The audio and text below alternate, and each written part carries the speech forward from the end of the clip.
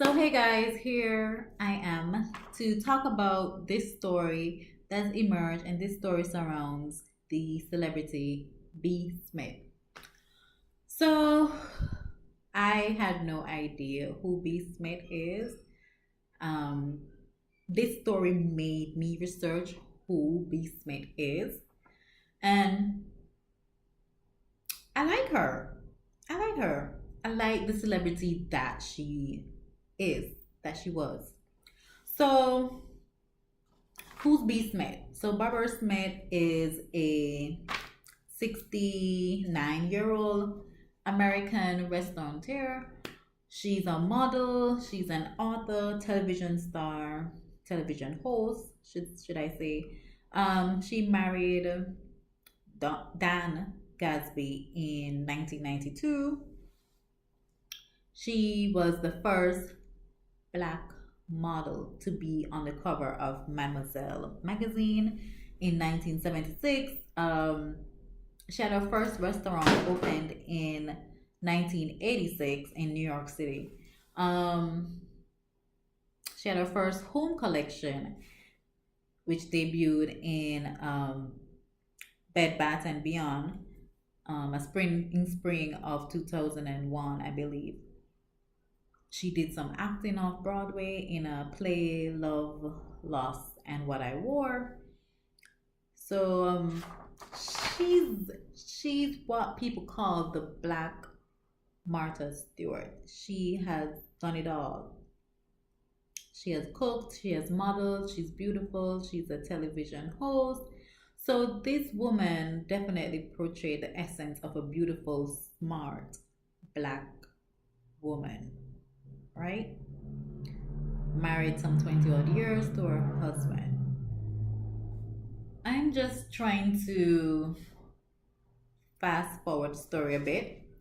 And in 2014, in June, she had announced that she had early onset Alzheimer's disease. Um, Alzheimer's is a chronic disease. It affects the brain. It's those disease that gets worse as time progresses on, and the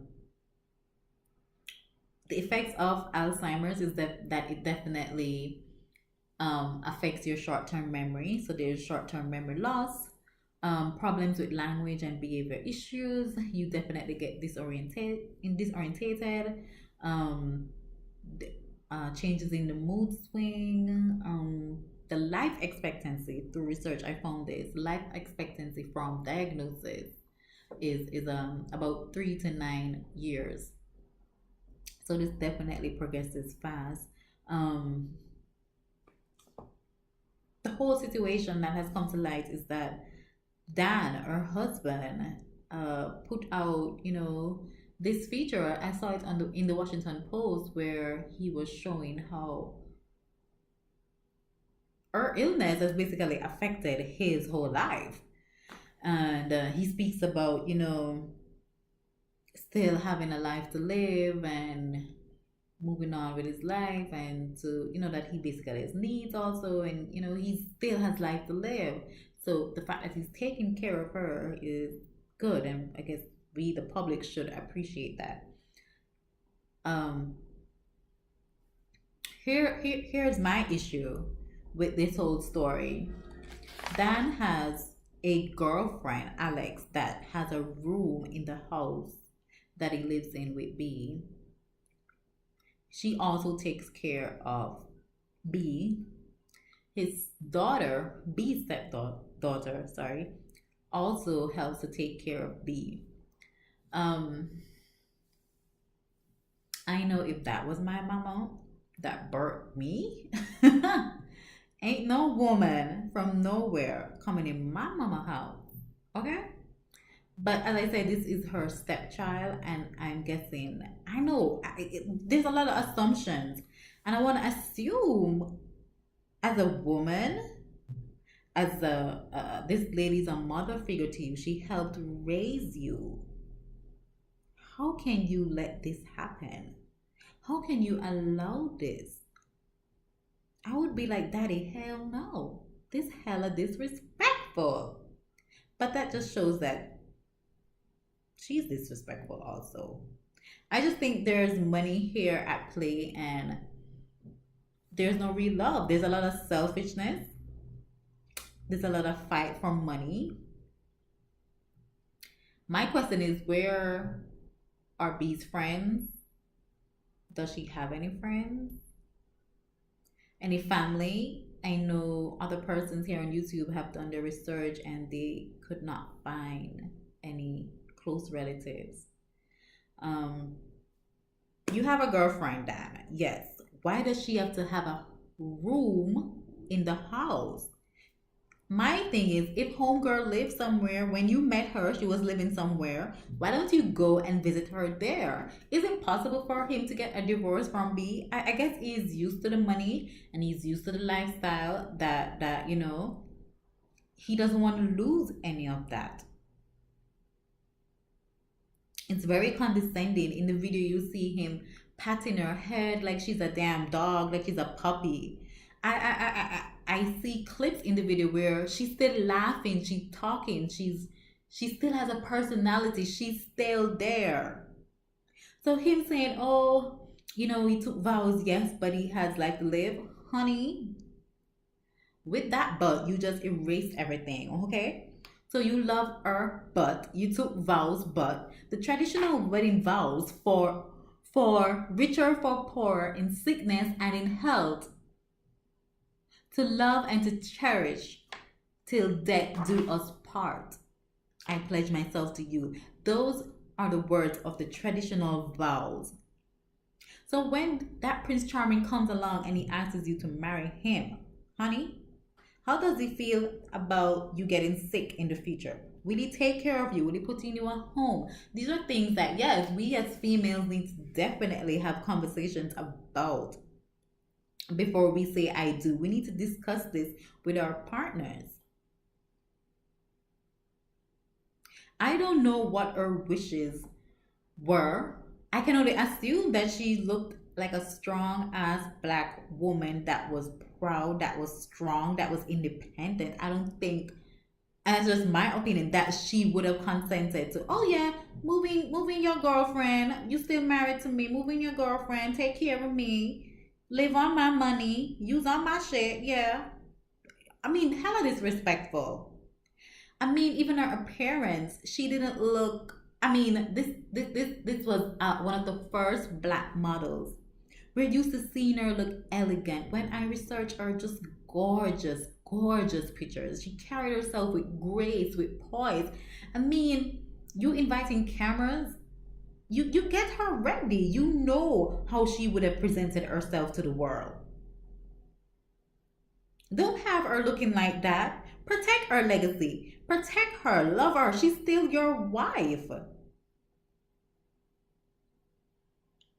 I mean, just having her like, okay, she's just child. She's a child, and you have to treat her like a child. And no, she's your wife. Your wife is still inside there. She's fighting. She's fighting to remember. She's fighting to stay here. She's fighting to cherish these moments she got. And this is how you want to send her off? This is how you represent her? This is the true representation of your love? And you make it sound like, oh, you're doing a favor. You taking care of her. You taking care of her. That ain't helping. That help we could do without. That help is not how you represent a queen. Okay? And people talking out here about the girlfriend whites and da. It irks me. It irks me that she's white. But white, black, blue, purple, whatever, she ain't got no morals also. She ain't got no values or no class. She up there in the woman's house, laying up with the woman's husband while that woman's sick. They're truly sick people. There is no reason or explanation for this kind of behavior. So it made, to me, single black women out here wonder like, wow, damn, he's been married to her since 1992. Damn. What if they were married just 5 years? What the freak he gonna do to her? If they were married 5, 10 years, because you're thinking the longer you're married to someone, that foundation is strong. This person gonna love you and take care of you. They gonna do by you till death do you part, sickness or in health. So to me, it just shows that, hey, this didn't just happen in terms of these characteristics that the world is now seeing in Dan Gasby. Didn't just happen overnight. This been him. This been who he is. These little things just don't come up. So women, and it goes for me to also look at some warning signs, look at some red flags, honey. Where are our friends? Where are family? Did he ostracize her from her friends and family?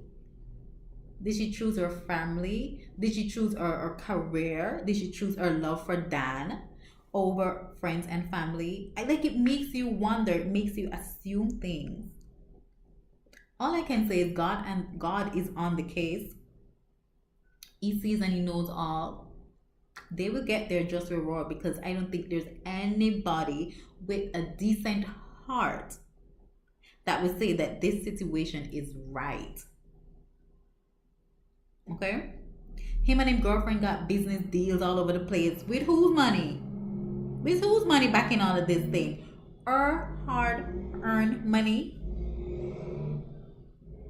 I was like, God, I pray that even for 5, 10, 15 minutes, you touch her.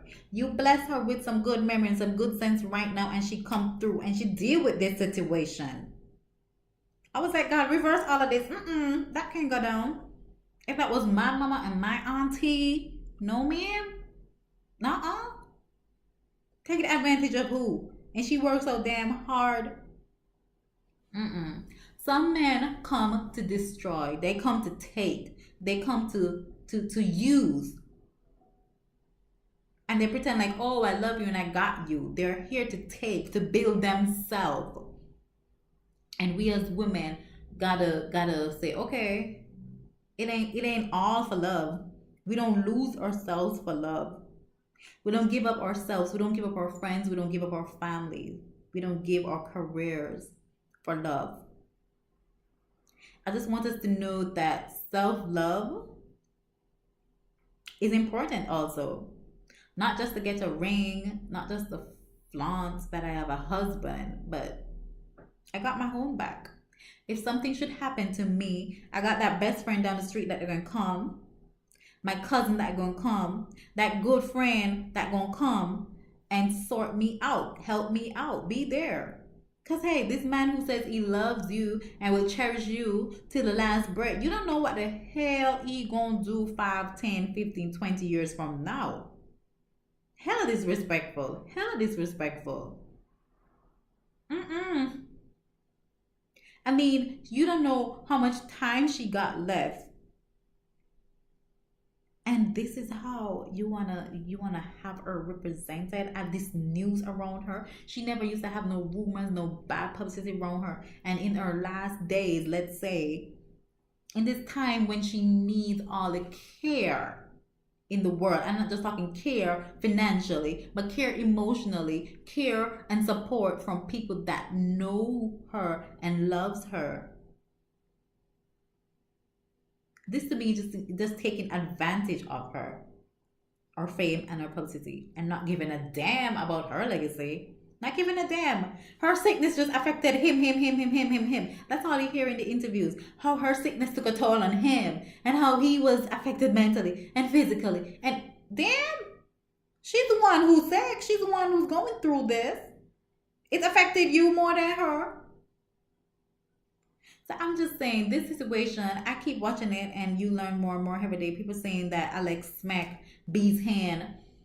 She tried to touch something on the table. One of B's friends, close friends, came out and say that